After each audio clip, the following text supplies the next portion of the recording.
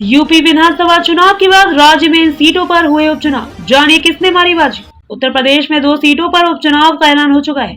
इससे पहले हम यूपी विधानसभा चुनाव के बाद राज्य में हुए उपचुनावों के रिजल्ट पर एक नजर डालते हैं। उत्तर प्रदेश में 2 सीटों पर उपचुनाव का ऐलान बुधवार को भारत निर्वाचन आयोग ने कर दिया है। इसके बाद राज्य में सियासी हलचल मच गई है।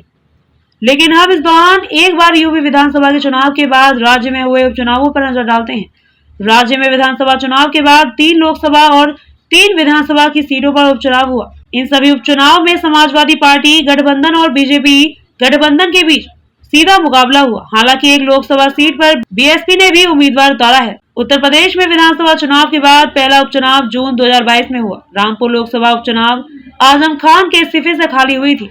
इस पर बीजेपी के घनश्याम सिंह लोधी ने सपा के आसिम रजा को मात दी। इस दौरान आजमगढ़ लोकसभा उपचुनाव अखिलेश यादव के इस्तीफे से खाली हुए सीट पर हुआ।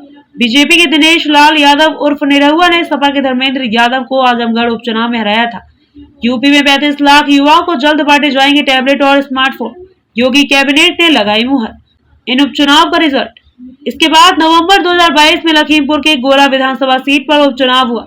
बीजेपी के दिवंगत विधायक के बेटे अमन गिरी ने यहां सपा के विनय तिवारी को हराया था। बीजेपी प्रत्याशी ने करीब 38,000 वोट के अंतर से चुनाव में जीत दर्ज की। इसके बाद दिसंबर 2022 में मैनपुरी लोकसभा सीट पर उपचुनाव हुआ। ये सीट सपा संस्थापक मुलायम सिंह यादव के निधन से खाली हुई थी। यहाँ नेताजी की बहू डिंपल यादव ने बीजेपी प्रत्याशी रघुराज सिंह शाक्य को 2.88 लाख के भारी अंतर से हराया था।